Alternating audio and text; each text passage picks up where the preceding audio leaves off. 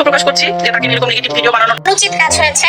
যাক, এক হিসেবে ভালোই হইলো যে বুবলি মামলা করেছেন। আসলে ওইদিন আমি রাগের মাথায় একটা স্ট্যাটাস দিয়েছিলাম যে আপু, আপনি কি শুধু মুখেই বলবেন যে আপনি মামলা করবেন, কিন্তু কখনো তো আপনাকে অ্যাটেম্প্ট নিতে দেখলাম না। তো পরে বুবলি আপু যাই হোক মামলা করেছে। ওনাকে অনেক বেশি বুলিং এর শিকার হতে হয় আমরা অনলাইনে দেখেছি। আশা করি ভবিষ্যতে যারা অপবিশ্বাসকে নিয়ে ভিডিও বানান তারাও সচেতন থাকবেন।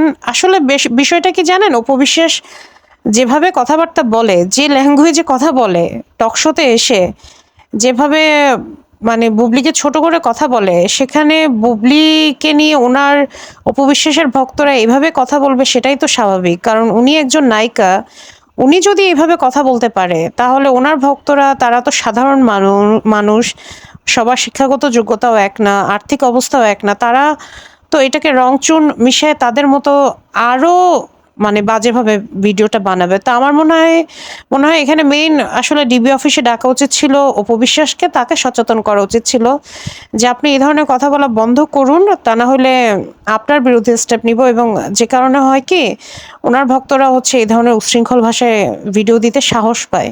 তো মেইন নাটের গুরু আসলে অপবিশ্বাস, তাকে আসলে এ ব্যাপারে থামানো উচিত ছিল আমি মনে করি। তারপরেও বুবলি আপুকে ধন্যবাদ যে ফাইনালি তিনি একটা লিগ্যাল স্টেপ নিয়েছে।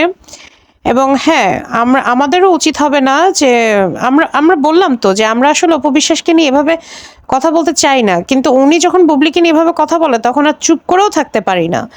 কারণ আঘাত করলে তো ভাই প্রতিঘাত দিতেই হবে। মানে এটা তো খুব স্বাভাবিক ব্যাপার না? উনি যদি মুখটা বন্ধ রাখতেন আমরা কিন্তু দরকার ছিল না, কারণ আমাদের কথা বলার অনেক টপিক আছে। বুবলি সিনেমাতে কত ব্যস্ত, আমরা কিন্তু ওনার সিনেমা নিয়ে কথা বলতে পারি, ওনার লাইফস্টাইল, তারপর এই যে শাকিব খান, তারপর মিডিয়া রিলেটেড আরও অনেক ভাইরাল ইস্যু নিয়ে কিন্তু কথা বলতে পারি।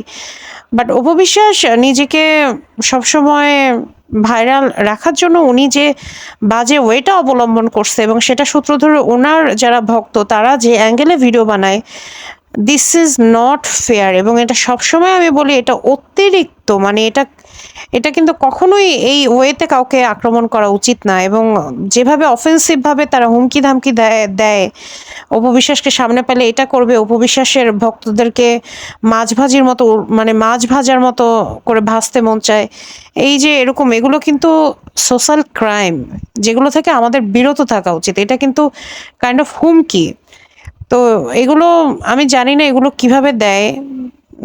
যাই হোক, আশা করি এখন থেকে সবাই সচেতন হয়ে ভিডিও বানাবে, কারণ আমিও চাই না যে মানে অপবিশ্বাস কষ্ট পাক। এরকম কোনো ভিডিও বানাতে আমার দরকারও নাই, তার সাথে আমার পার্সোনাল কোনো শত্রুতাও নাই। আমার কথা হচ্ছে উনিও সুস্থ কথা বলুক, ওনার পক্ষে আমিও ভিডিও বানাবো। উনি এভাবে উল্টাপাল্টা কথা বললে মানে ইট মারলে পাটকেলটি খেতেই হবে, এটাই হচ্ছে আমার শেষ কথা। ধন্যবাদ।